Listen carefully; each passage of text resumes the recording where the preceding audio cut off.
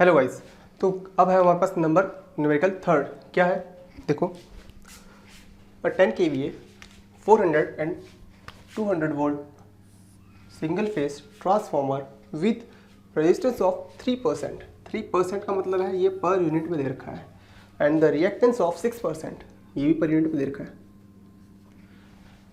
Is supplying a current of 50 ampere to resistive load. इस resistive load का मतलब बहुत बड़ा है। The voltage across the load is, loss नहीं है, लोड है, लोड इज। ठीक है, देखो इस क्वेश्चन करने के दो तरीके हैं। मैं आपको फर्स्ट और दोनों तरीके बताता हूँ। देखो सबसे पहले देखते हैं यहाँ पर फर्स्ट वाला मेथड, फर्स्ट सॉल्यूशन।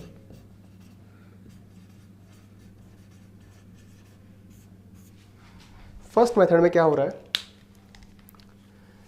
मेरे को सबसे पहले मैं बनाता हूँ डायग्राम इसका। डायग्राम में देखो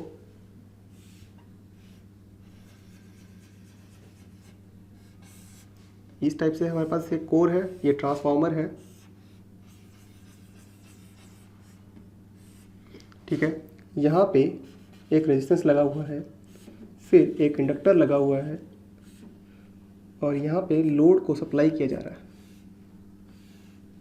और लोड कौन सा है, रेजिस्टेंस लोड है।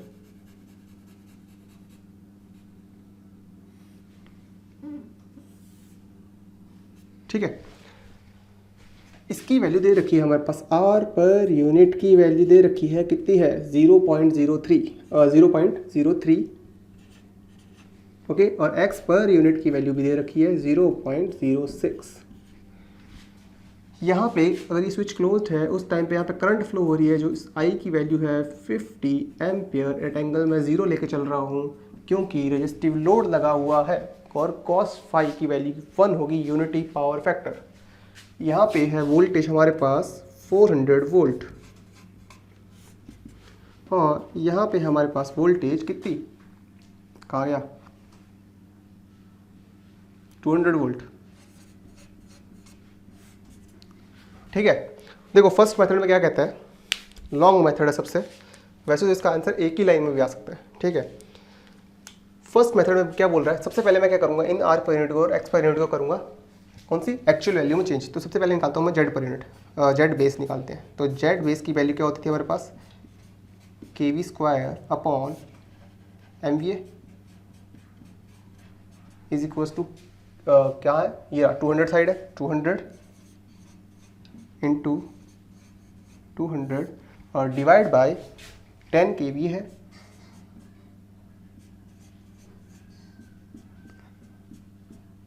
सारा कुछ कट गया, बचा कितना 4।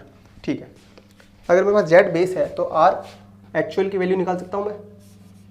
आर इक्विवेलेंट की वैल्यू कितनी आ जाएगी, Z base multiply with R per unit, Z base multiply with R per unit, then कितना आ रहा है 4 इंटू 3 0.12 ओम। और एक्स इक्विवेलेंट की वैल्यू निकालनी होगी तो कितनी आएगी, Z base multiply with x per unit, इसकी वैल्यू देखो 0.6 मल्टीप्लाई विद 4, तो ये आ जाएगा 0.24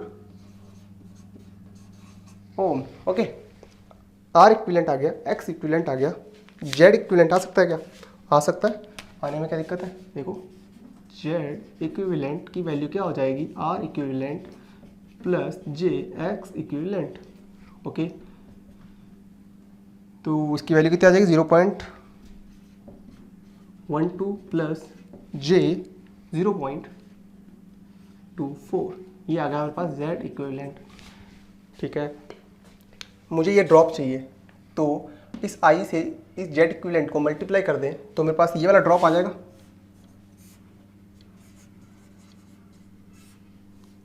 यहाँ वाला। ठीक है, तो इसको अगर से अपन, मैं बोल रहा हूँ आई डॉट जेड इक्विवेलेंट को मल्टीप्लाई करते हैं तो 50 एट एंगल 0 का मतलब तो डायरेक्ट होता है 50 से मल्टीप्लाई कर देते हैं किसको, 0.12 प्लस 0.24 को। तो यहाँ पे कितनी वैल्यू आने वाली है इस ड्रॉप की, हमारे पास चेक करनी पड़ेगी। देखो 0.12 मल्टीप्लाई विथ 0.12 मल्टीप्लाई विथ 50, तो ये आ गया 6। तो ये तो आ गया 6 plus J 0.24 multiply with 50 12। Okay, तो ये आ गया हमारे पास जेड डॉट इक्विवेलेंट की वैल्यू इतनी आ गई। मुझे निकालनी है ये वाली वैल्यू, इसको मैं नाम देता हूँ V2 डैश। तो V2 डैश की वैल्यू कितनी आएगी, V2 dash at an angle कुछ भी आएगा, मान लेते हैं थीटा एंगल आ रहा है, तो इसकी वैल्यू कितनी आने वाली है चेक कर दें। तो मुझे क्या करना होगा, इस 200 में से इसको माइनस करना होगा, 200 माइनस इस वाली वैल्यू को करेंगे 6 प्लस जे 12। तो यहाँ पे कितनी वैल्यू आ रही है 194 प्लस जे 12। तो ये कितनी वैल्यू आ जाएगी, अगर इसको मैं अपन पोलर कोऑर्डिनेट में चेंज करें तो 194,12, तो ये आ गई हमारे पास 194.37 at an angle of alpha of 33.53 degree. तो ये आ गया हमारे पास V2 dash.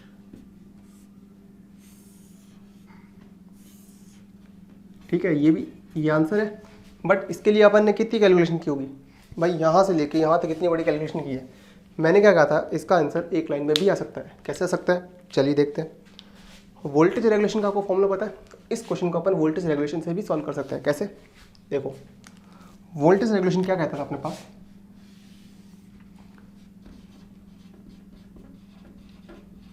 Voltage regulation at unity power factor पे क्या था, वोल्टेज रेगुलेशन का फॉर्मूला क्या था वैसे,